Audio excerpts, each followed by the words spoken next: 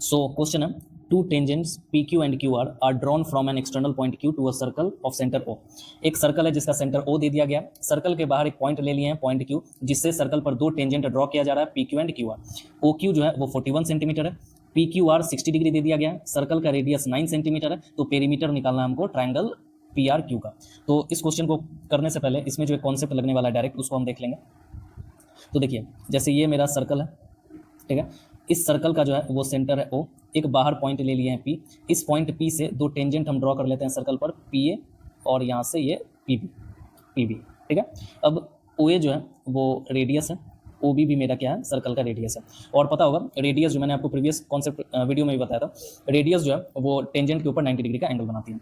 अब और एक चीज़ इसमें दिया रहेगा जो कि है ये वाला एंगल जो टेंजेंट, दोनों टेंजेंट के बीच का एंगल है, मतलब एंगल ए पी बी या एंगल बी पी ए, इसका मान दे दिया रहेगा, ठीक है, थीटा या कुछ भी वैल्यू।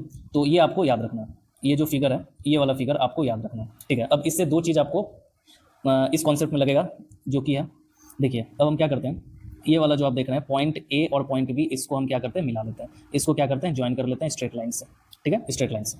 अब कॉन्सेप्ट ये है, ठीक है, अगर ये वाला थीटा दे दिया गया तो ये जो दो रेडियस है इनके बीच का एंगल, ये जो आप दो रेडियस देख रहे हैं, दो रेडियस, इनके बीच का एंगल निकालने का फॉर्मूला हो जाता है 180 डिग्री माइनस ये वाला जो आप थीटा देख रहे हैं, एंगल देख रहे हैं वो थीटा। अब दूसरा कॉन्सेप्ट, ये वाला जो एंगल आप देख रहे हैं, ये वाला एंगल और ये वाला एंगल, ठीक है, मतलब एंगल ओ ए बी या फिर एंगल ओ बी ए, ठीक है। इस दोनों एंगल, ये दोनों एंगल जो है वो आपस में इक्वल होंगे, मतलब इक्वल वैल्यू का होगा, और इस दोनों एंगल को निकालने का जो फॉर्मूला होगा वो क्या हो जाएगा, वो हो जाएगा, मैं दूसरे कलर से लिख देता हूँ, वो हो जाएगा थीटा। ये जो आप थीटा देख रहे हैं, ये थीटा, इसका हाफ, ठीक है, ये दोनों एंगल का वैल्यू क्या हो जाएगा, थीटा बाई 2। अब ये दोनों एंगल आपस में इक्वल क्यों होंगे वो भी देख लेते हैं। देखिए, अगर आप इस ट्रायंगल को गौर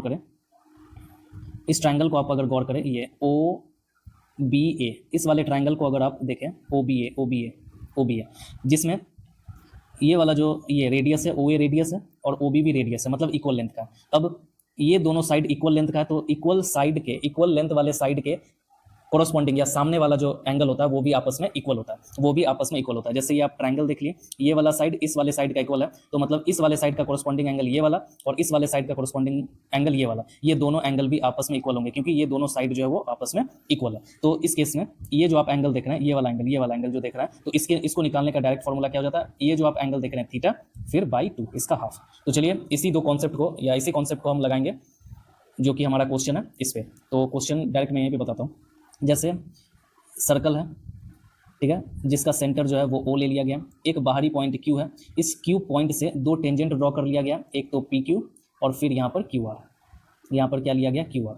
ये जो एंगल है, ये जो आप एंगल देख रहे हैं, इसको 60 डिग्री, इसका मान दे दिया गया है, ये जो मैं आपको बता रहा हूँ ये गिवन है क्वेश्चन में, ठीक है, 60 डिग्री।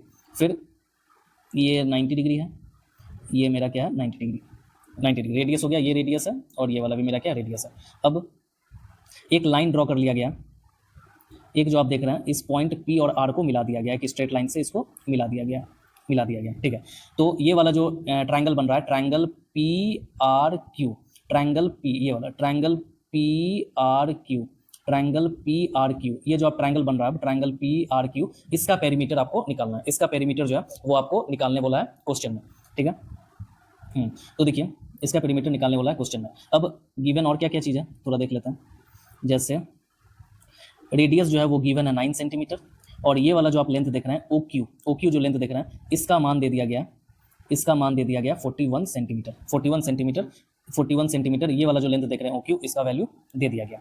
अब आपको पता होगा राइट एंगल ट्रायंगल में हमेशा ट्रिपलेट लगता है। अगर आप गौर करें, right angle triangle P O Q, ठीक है, ओ क्यू, ठीक है, ये ओ है, पी ओ क्यू, जिसमें पी ओ जो है वो 9 है, ठीक है, क्यू ओ 41 है, तो ट्रिपलेट से राइट एंगल ट्रायंगल में 9 40 41 का ट्रिपलेट लग जाता है, 9 40 41 का ट्रिपलेट लग जाता है।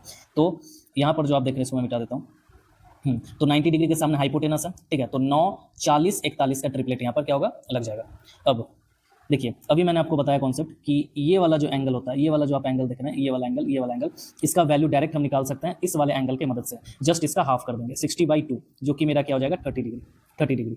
तो ये वाला एंगल मेरा क्या हो जाएगा 30 डिग्री, ये वाला एंगल मेरा क्या निकल गया 30 डिग्री। अब देखिए, अब ये वाला जो आप देख रहे हैं एंगल, ये 90 डिग्री है, ये वाला एंगल क्या है 90 डिग्री, और ये वाला जो एंगल है ये है 30 डिग्री, 30 डिग्री। तो रिमेनिंग एंगल जो बचा, ये वाला जो एंगल बचा, ये क्या हो जाएगा, 90 में से 30 जाएगा, 60 डिग्री हो गया।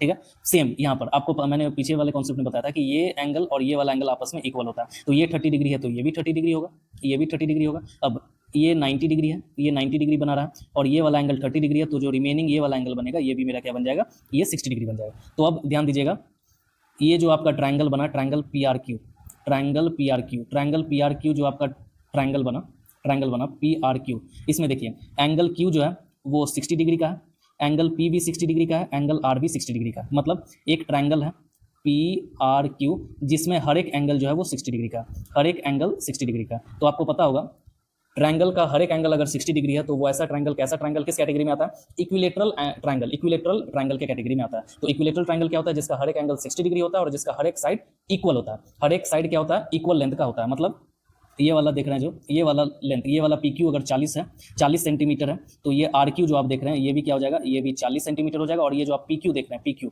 ये भी क्या हो जाएगा 40 सेंटीमीटर का होगा, 40 सेंटीमीटर का होगा। यही हमसे पूछा था क्वेश्चन में कि triangle P R Q, triangle P R Q का पेरीमीटर क्या होगा। तो ट्रायंगल पी आर क्यू, ठीक है, triangle P R Q, triangle P R Q जो है ये मेरा क्या बना, इक्विलेटरल ट्रायंगल बना, इक्विलेटरल ट्रायंगल बना, जिसमें साइड, जिसका साइड जो है वो 40 सेंटीमीटर है। ठीक है, तो पेरीमीटर इसका क्या हो जाएगा, इसका जो पेरीमीटर हो जाएगा वो 3 × 40, जो कि मेरा क्या हो जाएगा 120, जो कि मेरा क्या हो जाएगा, जो कि हो जाएगा 100, यहाँ पे मैं लिख देता हूँ 120 सेंटीमीटर क्या हो जाएगा, मेरा आंसर हो जाएगा। ठीक है, तो यहाँ पर जो आंसर होगा वो मेरा क्या हो जाएगा 120 सेंटीमीटर आंसर हो जाएगा। ये जो आप क्वेश्चन देख रहे हैं, ये जो आप क्वेश्चन देख रहे हैं, सॉरी, ये जो आप क्वेश्चन देख रहे हैं ये एनटीपीसी ग्रेजुएट लेवल CBT 2 जो कि मेंस का एग्जाम हुआ था एक सप्ताह पहले, उसका एक क्वेश्चन था। इसको 27% ही बच्चे सही कर पाए थे और 30% से ज़्यादा बच्चे जो हैं इसको रॉन्ग किए थे। तो ये क्वेश्चन वैसे देखा जाए तो उतना हार्ड नहीं है, लेकिन ज़्यादा बच्चे इसको सॉल्व नहीं कर पाए थे, गलत किए थे। इसमें क्या है, बेसिकली दो तीन कॉन्सेप्ट जो है वो एक ही बार में लग जा रहा है, 2-3 कॉन्सेप्ट जो है वो एक ही बार में इसमें लग रहा है, इसीलिए थोड़ा प्रॉब्लम हो सकता है बच्चों को। तो चलिए ऐसे ही बने रहिए, चैनल को सब्सक्राइब लाइक करते रहिए। Thank you.